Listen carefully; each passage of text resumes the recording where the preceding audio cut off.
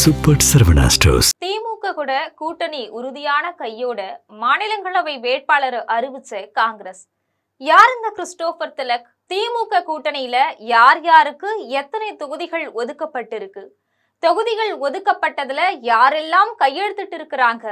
திமுக, அதிமுக, காங்கிரஸ், தேமுதிக இது போன்ற கட்சிகள்ல இருந்து யாரெல்லாம் போட்டியிட இருக்கிறாங்க அப்படிங்கறதெல்லாம் இந்த செய்தி தொகுப்புல விரிவா பார்க்கலாம்.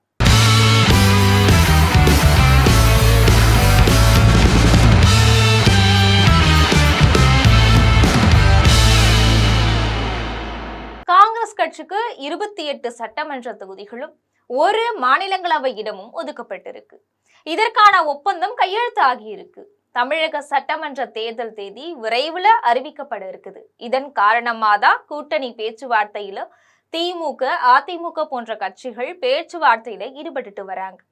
இந்த முறை எப்படியாவது 2வது முறையாக திமுக ஆட்சியை பிடிச்சு வரலாற்றை மாற்றி அமைக்கணும் அப்படிங்கிற நோக்கத்துல முதல்வர் மு.க.ஸ்டாலின் ஒரு பக்கம் தீவிரமா களப்பணியில குதிச்சிட்டாரு. திமுக கிட்ட காங்கிரஸ் ஆரம்ப கட்டத்துல 41 சட்டமன்ற தொகுதி கேட்டிருந்துச்சு. ஆனா திமுக 25 மட்டும்தான் தர தயாரா இருந்துச்சு. இறுதி கட்ட பேச்சுவார்த்தைக்கு பிறகு 27 28 தொகுதி பிளஸ் ஒரு ராஜ்யசபா சீட்டு அப்படிங்கிற சமரசம் திமுக வந்திருக்கு.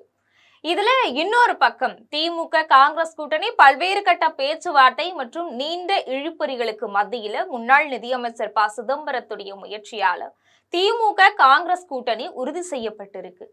திமுக கூட்டணியில காங்கிரஸ் கட்சிக்கு 28 சட்டமன்ற தொகுதிகளும் ஒரு மாநிலங்களவை இடமும் ஒதுக்கப்பட்டிருக்கு. இதற்கான ஒப்பந்தத்துல திமுக தலைவர் ஸ்டாலின் மற்றும் தமிழ்நாடு காங்கிரஸ் கமிட்டி தலைவர் செல்வ பெருந்தகை இந்த 2 பேருமே கையெழுத்திட்டு இருக்கிறாங்க. இதுக்கு அடுத்த கட்டமா காங்கிரஸ் வேட்பாளர் அறிவிக்கப்பட்டிருக்கிறாங்க. மாநிலங்களவை தேர்தலுக்கான வேட்புமனு தாக்கல் இன்னையோட முடிவடையக்கூடிய நிலையில திமுக கூட்டணியை உறுதி செய்த கையோட காங்கிரஸ் மாநிலங்களவை தேர்தலுக்கான தமிழகத்துல இருந்து கிறிஸ்டோபர் திலக்க வேட்பாளரா அறிவிச்சிருக்கிறாங்க. யார் இந்த கிறிஸ்டோபர் திலக் அப்படிங்கறதையும் நம்ம தெரிஞ்சுக்கணும் இல்லையா?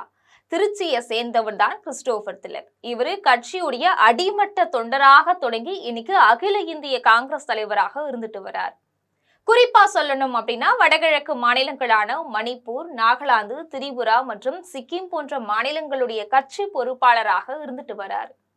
அதே மாதிரி மணிப்பூர் போன்ற பதற்றமான சூழல் நிறைந்த மாநிலங்கள்ல கட்சியுடைய நலனை பாதுகாக்கிறதுலையும் களப்பணிகளை ஒருங்கிணைக்கிறதுலையும் இவருடைய பங்களிப்பு ராகுல் காந்தி உள்ளிட்ட மேலிட தலைவர்களுடைய பாராட்ட பெற்றிருக்குது. இது மட்டும் இல்லாம இவரு தமிழக காங்கிரஸ் கமிட்டியுடைய தேர்தல் குழுவுல இடம்பெற்றிருக்கிறார். இவரு சிறுபான்மை பிரிவை சேர்ந்தவர் அப்படிங்கிறது குறிப்பிடத்தக்க ஒரு விஷயம்.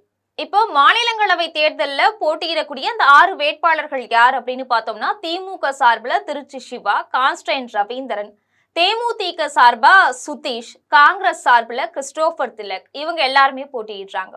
அதே சமயத்துல அதிமுக சார்பில் தம்பிதுரை, பாமக சார்பில் அன்புமணி ராமதாஸ் இவங்க எல்லாருமே போட்டியிடுறாங்க.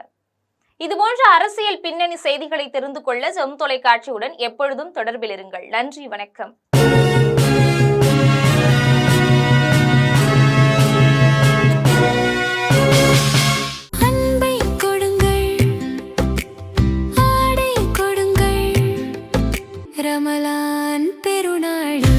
Super Saravana stores.